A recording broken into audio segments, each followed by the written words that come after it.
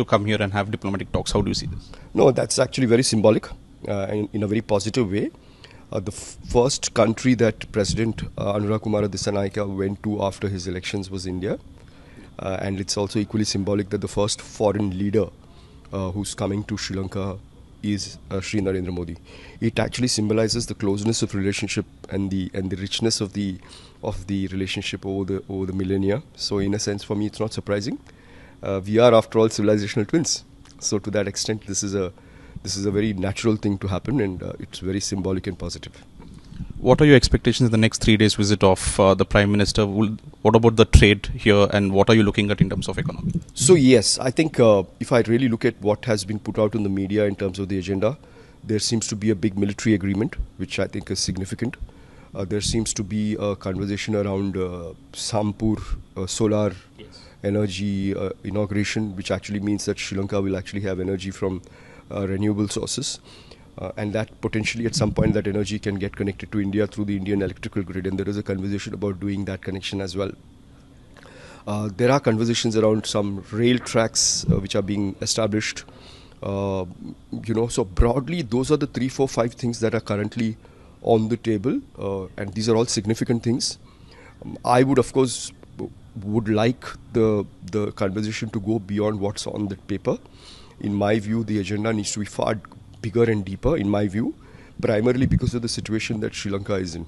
Given the context of the country, it's just emerged from an economic crisis. It is right now stable, but today's news of the 44% tariff from the United States means that one of the key contributors of foreign exchange to Sri Lanka, which is the garment industry, is likely to go through a crisis, and they will be looking for alternative markets. It's serendipitous that it has happened at this point, because this gives Sri Narendra Modi an opportunity to step in and make a massive offer, which actually is irresistible for Sri Lankans to say no to reject. And I think if those kind of conversations happen beyond the books, beyond the agendas, this visit, the 4th visit of Sri Narendra Modi, could be history defining, because then it could really determine the economic closeness between two civilizational twins. In fact, when the country was in turmoil here, it was India first reached out to Lanka and in fact put in some financial aid also. Yes. And now India also, the policy is neighborhood first. How do you see this coming together as well? And you think there will be more economic talks, not just in terms of what has happened in the recent past of tariffs and others? Would there be other sectors that the India and Sri Lanka would look at together?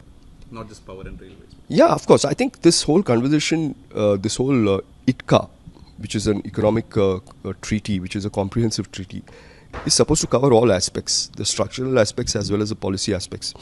I believe it's in its 14th round, and for some reason it's not getting completed. My view is I wonder why India is, negotiating hard. Sri Lanka is a country which you shouldn't see as competition. I think you should open your heart out to Sri Lanka and give them what they want. We are not going to be hurt by, as India, we are not going to be hurt by anything that Sri Lanka produces. Yes, in the short term, there will be people in certain parts of the country, depending on the kind of products we bring in, who will complain. But I think the medium to long term, given the quality of products in Sri Lanka, which are really high quality, whether it's the tea, whether it's the rubber, whether it's the cinnamon, whatever comes out of Sri Lanka is high quality. And as tourists, when you come here, you find a high quality experience, which unfortunately, many Indian tourists still don't know. Yeah.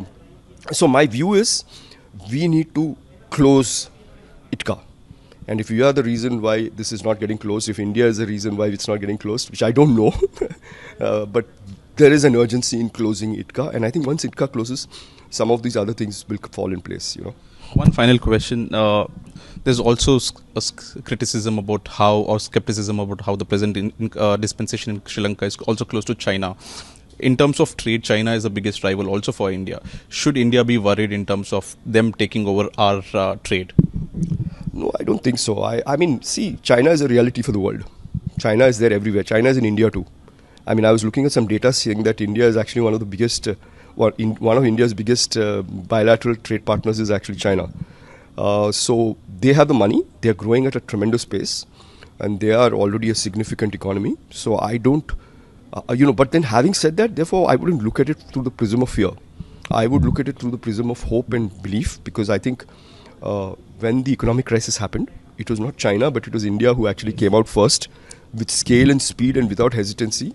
I believe the other side actually did have some conditions which couldn't have been met. whereas India came with no conditions at all. And we were kind, and we were, as we should be. I don't think we should make too much of it, because as civilizational twins, this is something that we should do for our twin. So that kind of relationship is different from the relationship China might have.